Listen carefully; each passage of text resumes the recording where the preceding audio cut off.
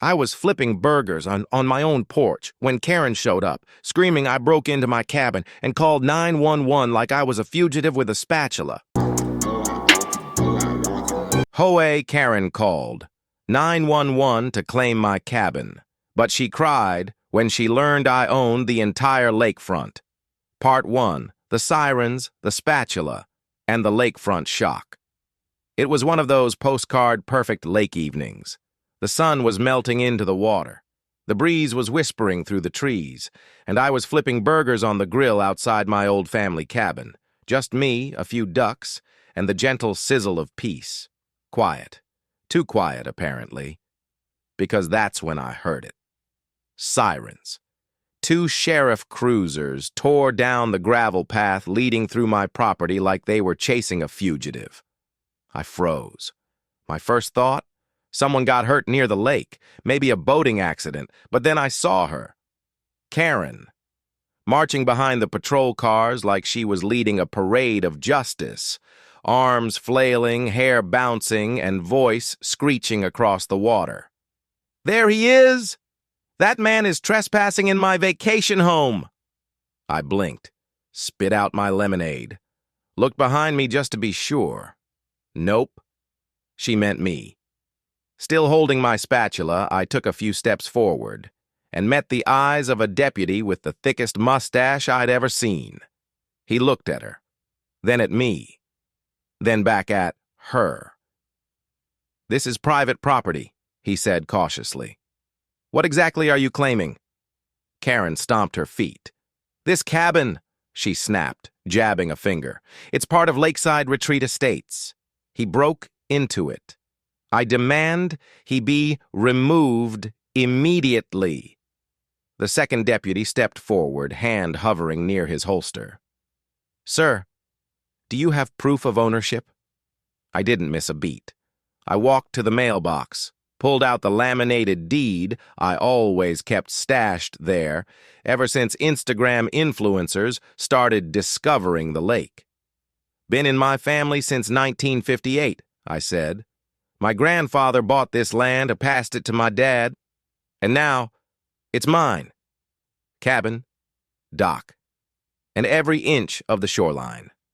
Part 2, the deed, the denial, and the truth bomb. The mustache deputy raised an eyebrow. "You own the entire shoreline?" I nodded. "All of it." Karen's laugh was sharp, snide and shrill like a kettle about to boil. "He's lying. That can't be true. Our HOA maintains the entire lakefront." I shook my head slowly. "Your HOA was built on a leased lot from my family's land trust." I gestured down the gravel path they drove in on. "You don't even own that road." Karen's smug expression cracked, then collapsed completely. Her face twisted from haughty to horrified, then hostile. "You forged that!" she barked. "I'm calling the HOA president." I smiled. "You already did." She blinked. "What?" "I'm the HOA president," I said. Technically, I wasn't even under their HOA, but I had inherited the original land trust and still chaired the Shoreline Preservation Committee, which technically outranked their subdivision's paperwork. The younger deputy's mouth fell open. Karen flailed her phone toward him like it was a badge. "Do something! Arrest him! He's a threat to the community!" The older deputy sighed, handed me back the deed, and said, "Ma'am, you don't have jurisdiction here. This property is not part of your HOA, and right now, you've made a false report." Karen snapped. "I know what I saw." I flipped my burger casually and replied, "What you saw was a man grilling on his own porch." They left, but not before Karen hissed, "You'll regret this. I have influence." Then she stormed off, her designer purse swinging like a war banner behind her. I figured that would be the end of it. I was wrong. Part 3. The sign, the smirk, and the land beneath her feet. The next morning, I stepped outside with a fresh mug of coffee, ready to enjoy the lake breeze, and nearly spat it all over my porch. There, nailed right into my dock, was a giant red sign. No trespassing, HOA members only. And underneath it, in bold black lettering, property of Lakeside Retreat Estates. I blinked. Then I laughed. Not because it was funny, but because it confirmed everything. Karen hadn't just doubled down. She'd escalated. And this wasn't confusion anymore. This was war. What she didn't realize, what none of them realized, was that the land beneath their pastel homes, lakefront yoga decks, pontoon docks, even that tiny community fishing shack by Lot 9, it all belonged to me. The trust my grandfather created in 1958, it still held the deed, and that dusty old folder inside my cabin labeled Shoreline Confidential, it held the receipts. I poured a second cup of coffee, walked back inside, and opened it. Inside were original land surveys, handwritten notes, and every lease signed by the developers of her beloved HOA. They could build on the land, but they never owned it. They didn't even realize the very clubhouse Karen loved to strut around in was sitting on borrowed dirt. And Karen? She wasn't even part of the original signatories. She'd moved in just 3 months ago and already crowned herself Queen of the Lake. Well, Her Majesty was about to get a rude awakening. Part 4. The clipboard, the complaint, and the HOA crown cracks. That afternoon, I made 2 calls. The first, to Gina, my real estate attorney. The second, to the county clerk. Gina laughed so hard I could hear her nearly choke on her coffee. She nailed a sign to your dock? That's criminal trespass and defamation of ownership. We could have gone to court that same day, but I didn't want court. I wanted Karen to unravel on her own.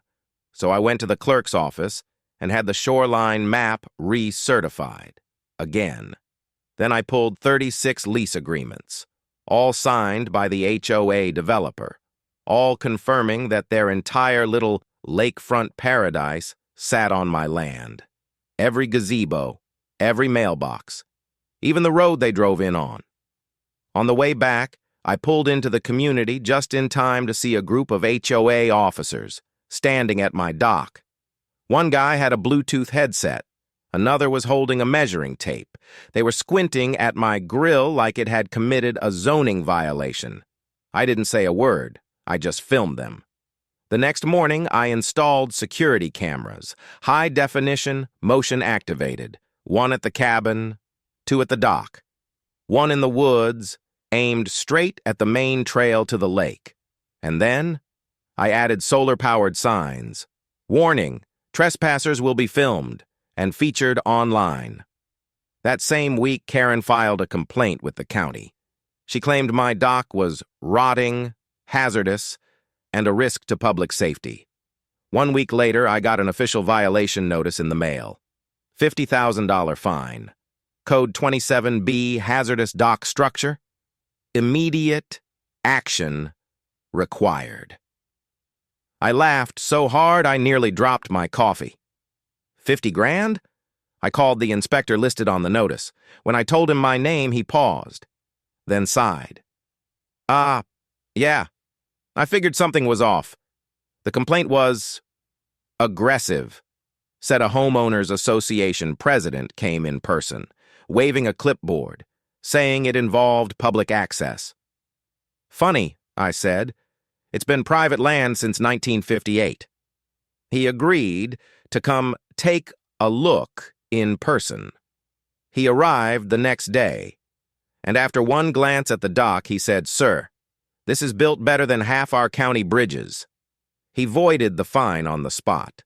But Karen was just getting started. Part 5. The Facebook coup and the HOA Queen's downfall. Karen didn't back off. If anything, she escalated. Every day after the fine was voided, she patrolled the shoreline like a wannabe security guard, clipboard in hand, muttering into her phone like she was CIA. She took photos, whispered into her Bluetooth, snuck around like she was auditioning for an HOA detective series. And then she launched a smear campaign. It started with whispers. Then came the digital assault. A neighbor named Paul, 2 houses down from Karen, sent me a screenshot from their private HOA Facebook group. Karen had posted, "We must assert control over the lakefront. I'm petitioning to have this man's cabin removed. We can't have wild outsiders threatening our neighborhood's image." Below it, people were commenting, "Wait, I thought he owned that land? Didn't he let the local kids fish off his dock last summer? Didn't she just move here from Florida?" Karen was unraveling, and she didn't even see it. So I struck. I drafted an official letter on Lakeside Trust letterhead and mailed it to every house in the HOA's subdivision. The facts were simple. The HOA does not own the shoreline. Their subdivision sits on leased land. Karen has no legal authority over access, enforcement, or dock use. Any claim to the contrary is invalid. 2 days later, chaos. I stood on my porch, coffee in hand, watching through binoculars as a crowd gathered at the HOA clubhouse. Karen was up on the steps, arms flailing, waving papers like battle flags. But the homeowners weren't cheering. They were yelling, pointing at the letters I'd sent. One guy pulled down her campaign banner, "Karen for HOA president," and chucked it into a trash bin. And I smiled, because they hadn't even seen my ace yet. You see, Karen never paid her portion of the shoreline lease, which meant she was squatting on land that wasn't hers. And now, I had the legal right to evict her entire property from the land beneath it. Part 6, the eviction letter and the HOA meltdown. The next morning, I met Gina, my real estate lawyer, at the local diner. Over hot coffee and blueberry pie, she slid her laptop across the table and grinned. 3 lease violations, 2 counts of false reporting, and 1 beautiful trespass video, she said, tapping the screen. Want civil court, criminal court, or both? I smirked. Let's not rush. I want her to feel the shoreline, slipping out from under her stilettos. And so began Operation Karen Proof. Step 1. Documentation.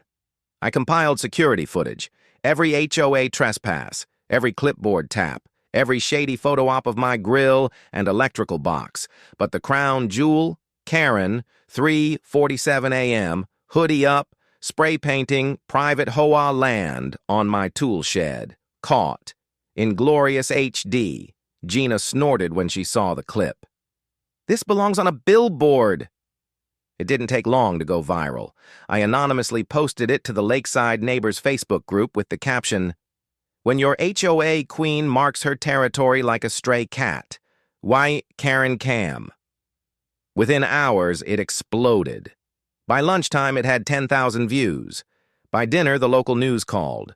A reporter showed up the next day.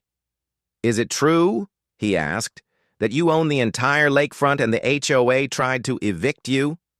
I didn't answer. I just handed him a brochure I'd prepared. Lakeside Legacy, How One Family Preserved This Shoreline. Since 1958. Meanwhile, Karen was spiraling. She posted her own video from her porch, shaky, tearful, and full of denial. "I was framed. These videos are fake. This man is dangerous." But behind her, the shed she vandalized, still covered in her graffiti. The comments? "Lady, we Googled your HOA. It's not even registered." Imagine spray painting someone's shed and calling them dangerous. She lost a lake war. A literal lake war. By the weekend, I was more popular than the neighborhood ice cream truck. People stopped by, waved from boats. One woman brought cookies and whispered, "She told us you were building a nightclub." I should have known when I saw the duck pond. But this was more than memes. It was time for step 2, the eviction. Karen's home, like many others, was on leasehold land. Land I owned. Land she had now violated, over and over. Gina drafted a notice of lease termination so brutal, so airtight, it could have doubled as a legal sledgehammer, and I didn't hand-deliver it. Number. I had it served at the next HOA board meeting. A uniformed process server walked right in, cleared his throat, and asked, "Is Ms. Karen Bradford here?" She stood up proudly, thinking it was applause. He handed her the envelope. One guy read the title aloud. "Notice to vacate lease land, 30 days. Karen's face drained of color. She laughed, nervously. This is a joke, right? But then she saw the signatures, the legal stamp, and the room fell silent. That's when she snapped. She screamed that I was a fraud, threw her HOA binder at the wall, and stormed out in full meltdown mode, muttering, "You'll all regret this." But from the looks on their faces, most people were just relieved. Part 7. The Fall of a Queen and the Rise of the Lake Troll. Karen was crumbling, and I wasn't done. With her credibility hanging by a thread, I moved to step 3, vote of no confidence.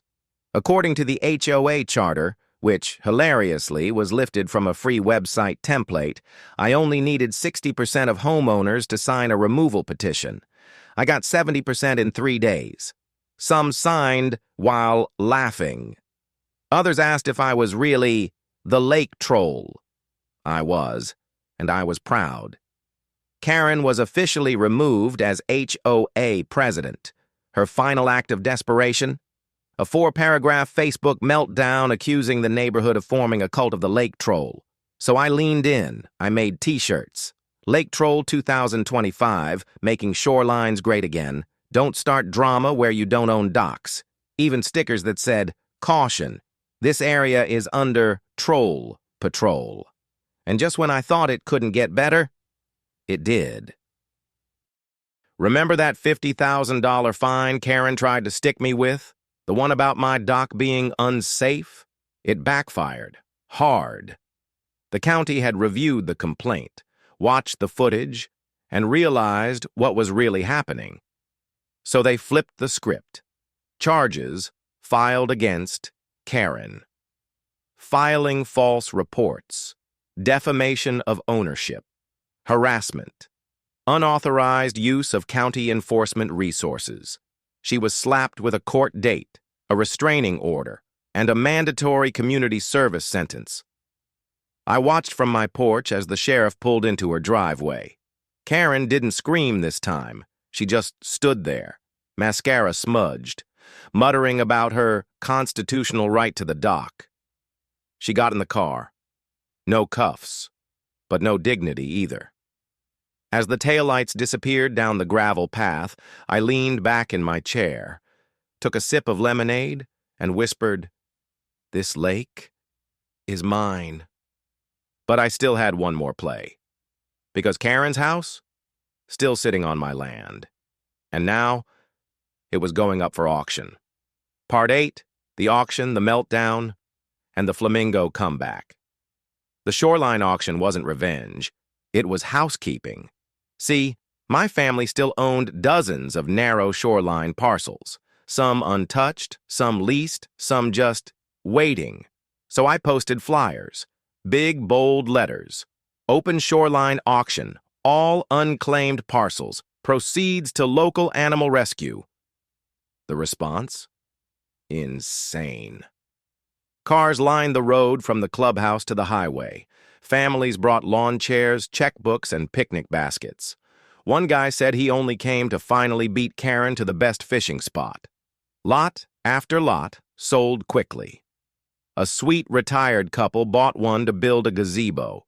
A teenager won a sliver of shore for $200 just to launch a kayak. But then came lot number 14. A narrow 25-foot stretch of lakefront directly behind Karen's house, the one she used for her dock, the one she called community space, the one she tried to police. It had never been leased.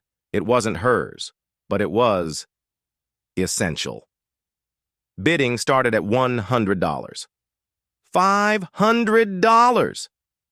$800. Then from the back, $1,000. Everyone turned. It was Paul, Karen's next-door neighbor, the same guy she once fined $50 for a pink flamingo in his yard.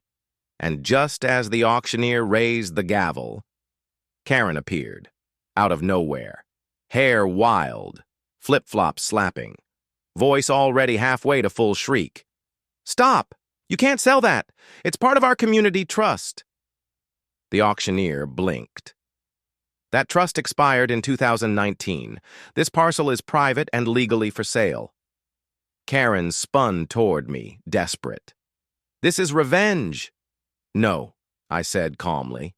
"This is paperwork." She reached for her purse, only to realize she left her wallet. $1,500, Paul shouted. Karen lunged. "He's doing this to humiliate me." The gavel dropped. "Sold!" The crowd cheered. Karen dropped to her knees like someone unplugged her. Paul walked over, sunglasses on, and whispered, "Don't worry. I'm not building anything. Just making sure you can't put up another HOA only sign ever again." He winked. I handed him a duck-themed hat that read, "Property owner. Respect the quack." But Karen's day wasn't over. Not even close, because her tantrum on the auction grounds, it violated her restraining order, and I had it all on camera. Part 9. The restraining order, the note, and Karen's final move. Sunset had barely cooled the buzz from the auction when I heard the knock on my door. It wasn't a neighbor bringing wine. It wasn't Paul swinging by for a laugh. It was 2 sheriff's deputies again. But this time, polite and direct. "Mr. Lakewood, Karen Bradford violated her restraining order. She entered parcel 14, the one recently sold, which falls within the 200-foot no-contact zone." I didn't even need to ask how they knew. The auction video had gone viral. Again. Karen's rant, her lunge at Paul, her screams of, "This is my shore," all captured in glorious HD. The deputies left with a warning. One more violation. And it wouldn't be a slap on the wrist. It'd be jail. And Karen spiraled. The next morning I found a note shoved under my cabin door. It was damp, tears or rain, hard to say, scrawled in messy cursive. "You've ruined my life. Everyone hates me now. I was trying to protect the community. I hope you're happy sitting on your little throne while I lose everything." I stared at it, then tossed it straight into the fire pit. Because Karen wasn't a victim. She was a self-declared queen, toppled by her own ego. She didn't lose everything because I fought back. She lost everything because she couldn't stop. But then, something strange happened. Later that week, people started calling me the Shoreline King. Mostly a joke. But a few of them started showing up with pies, fishing invites, and homemade gifts. One guy brought a bottle of red wine with a custom label. HOA Tears. 2025. Reserve. We toasted it on the dock. That same dock she once tried to seize with a sign and a clipboard, and just when I thought it was finally over, the county clerk called. "Mr. Lakewood, we've reviewed your conservation efforts, your legal defense of private shoreline rights, and the HOA dispute." She paused. "We'd like to offer you a ceremonial role. Lakeside Preservation Officer." I nearly laughed. "You mean I get a badge?" "Yep, and a certificate." I framed both above my grill. So yeah, the woman who tried to erase me, she turned me into a local legend. And just as I sat down with my dog and a cold drink, a ripple stretched across the lake, gentle, quiet, free, exactly how I like it. But of course, Karen wasn't done just yet. She had one last card to play. Part 10, the return, the apology, and the hidden microphone. It was a quiet Saturday. The lake was still. The ducks were waddling in formation like they ran the HOA now. I was mid-sip on a steaming mug of coffee when I heard footsteps on the gravel. Soft, deliberate, hesitant. Then came the knock. I opened the cabin door, and there she was. Not in her usual pastel blazer, not with her clipboard, but in a hoodie, garden gloves in one hand, a bakery box in the other. Karen. She looked human. Her voice cracked slightly as she said, "Abba, I brought cookies." I raised an eyebrow. Laced with glitter bombs? She half smiled, numbered just chocolate chip. There was a long silence between us, then she spoke again. "I know I messed up. I got caught up in rules, titles, image, and I forgot people mattered more than paperwork." I said nothing. She handed me the box. Inside were slightly burned cookies and a folded note. It read, "Dear Mr. Lakewood, I was wrong. I let power cloud my judgment. If you ever need help with shoreline cleanup or duck wrangling, I'm around. And if not, I understand. Karen." It almost felt sincere. Almost. I didn't trust it, but I didn't slam the door either. Instead, I offered a single sentence. "Tomorrow, 9 a.m., gloves on, no clipboard." And she nodded. The next day, right on time, she showed up. Together, we picked trash from the reeds, cleared branches, untangled fishing line. She was quiet, respectful. I almost believed it. Until later that night. I checked the security footage. There she was, 11:43 a.m. Karen, behind my shed, whispering into her phone. "He totally bought it. Once I get near the boathouse, I'll send footage and GPS coordinates." My stomach sank. I enhanced the audio. "Yeah, he doesn't suspect a thing. If we can prove he's using public resources, we can flip this shoreline. All I need is a few more pics." So that was it. She wasn't here to apologize. She was here to gather intel, to stage a comeback. I didn't yell. I didn't call her out. I just smiled, walked to my desk, and opened a new file. Operation Karen. Final strike. Because next, Karen was about to find out what happens when you try to play spy on someone who owns the map. Part 11. The trap, the tape, and the sheriff's return. I didn't confront her, not yet, because you don't stop a Karen mid-performance. You let the curtain rise, let her monologue, let her fall through her own trap door. So I spent that night planning. At 2 a.m., I installed a new camera, pointed right at the boathouse. I double-checked the audio feeds, synced the timestamps, and labeled the files. Karen Opday 2 preview.mp4. The next morning, I invited her back. Same offer. "Help me clean the shoreline? No clipboard. Just gloves." And again, she showed up. This time, she brought lemonade. "Peace offering," she said with a smile that didn't reach her eyes. I nodded. We worked side by side, picking up debris, trimming branches. She even complimented my dock. It was surreal, almost cinematic. But at 10:47 a.m., she excused herself. "Restroom," she said. "Too much lemonade." Instead, she slipped behind the boathouse. And that's when my camera caught it. Her pulling out a small mic. Not a phone, not a recorder, a full clip-on wireless microphone. She clipped it to the back of her sweatshirt. Then she walked around the back deck, muttering things like, "Yep, here's the access point. That might be federal violation if it uses runoff. Looks like unlicensed solar installations on the roof. Someone could flag that." And then the kicker. "Send this to Marcus. If we time it right, we can file before the county vote." I watched the live stream from inside the cabin, stunned, amused, and weirdly impressed. Karen wasn't just nosy. She was running an entire reconnaissance mission. So I waited, let her finish, let her think she was winning.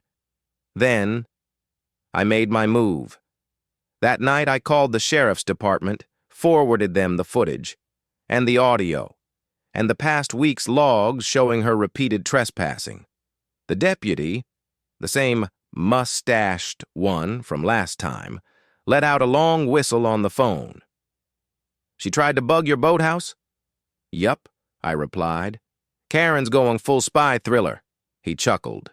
"Well, Mr. Lakewood, we'll be seeing her again." The next afternoon, the cruiser rolled up. Karen was out front watering a flower bed like she hadn't just tried to commit property fraud, until the sheriff stepped out, walked up her driveway, and said calmly, "Karen Bradford, we need to speak with you." She froze, watering can still dripping onto her sandals. I watched from my porch as her expression crumbled. Then I heard her voice crack.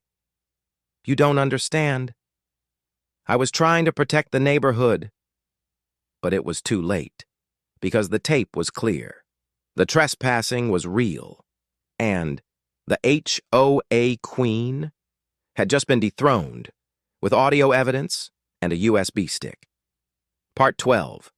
The court date, the crowd, and the duck who stole the show. The courthouse smelled like old paper and boiled coffee. I showed up early. Pressed shirt, deed folder in hand, calm as still water. Karen? She arrived late, flanked by two HOA allies in matching navy blazers and expressions like they'd just licked a lemon. She still carried that cursed clipboard, even in court.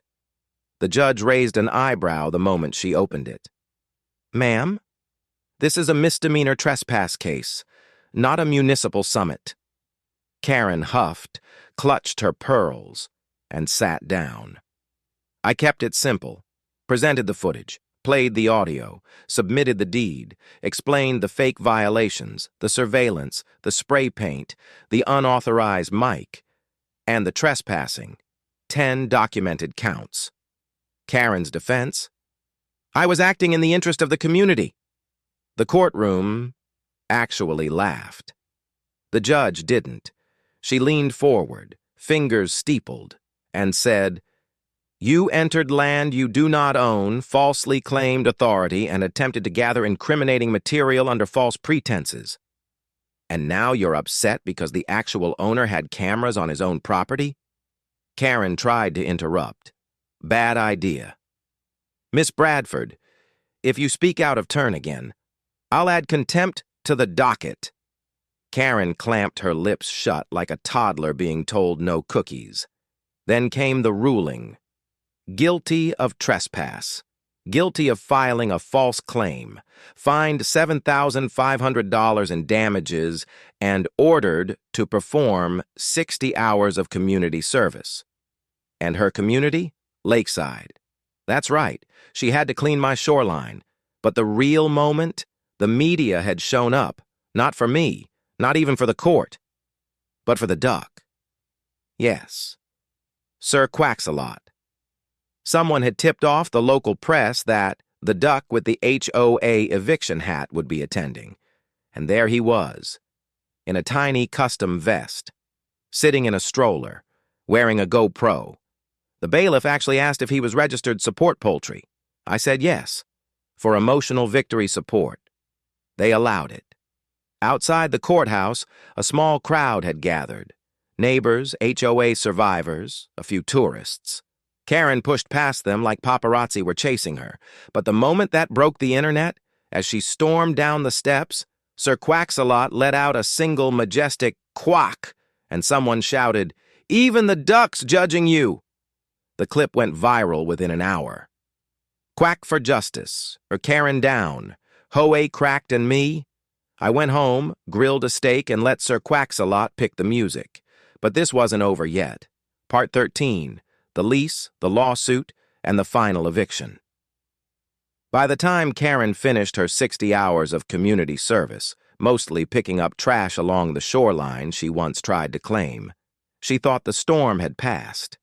She was wrong, because while she scrubbed algae off picnic benches and glared at ducks, I was in my lawyer's office, signing the final papers. See, her house? It wasn't really hers. She'd bought the structure, but the land beneath it?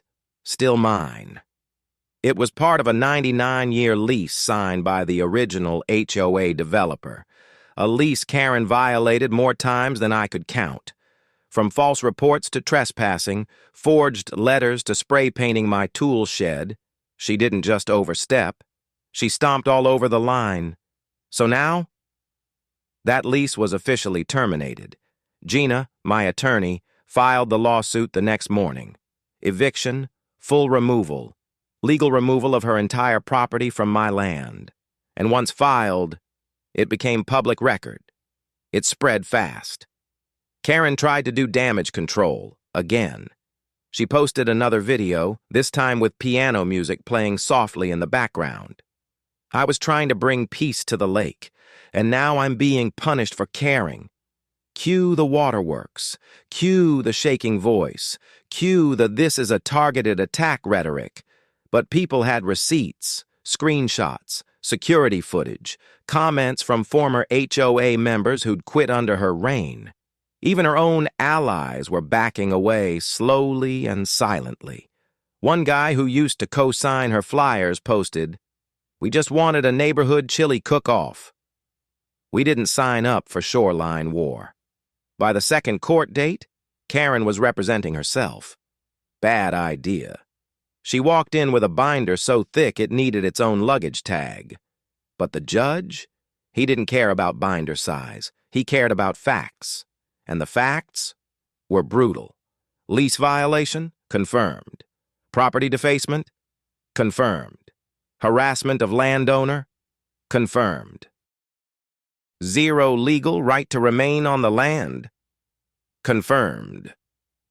Karen stood frozen, lips twitching, jaw tight, as the judge delivered the final ruling. You have 30 days to vacate the property. Failure to comply will result in forced removal and financial penalties. Do not test this order. You could hear a pin drop. Karen muttered something under her breath, grabbed her binder, and stormed out. But the best part? Outside the courtroom, a local artist was painting a mural on the side of the Lakeside Community Center. It showed a cartoon crocodile wearing sunglasses, floating in a pool, holding a sign that read, "Trespassers will be evicted." Karen saw it, and she screamed, like screamed. That scream echoed down Main Street and into history, but the story doesn't end there. Part 14, the moving van, the protest, and the pool party finale. Karen had exactly 30 days to vacate her property. She used every single one. But instead of quietly packing up and slipping out of the spotlight, she decided to go out with a bang, a protest. Yes, a full-blown, clipboard-waving, HOA-flavored demonstration. 2 days before her eviction deadline, I woke up to honking.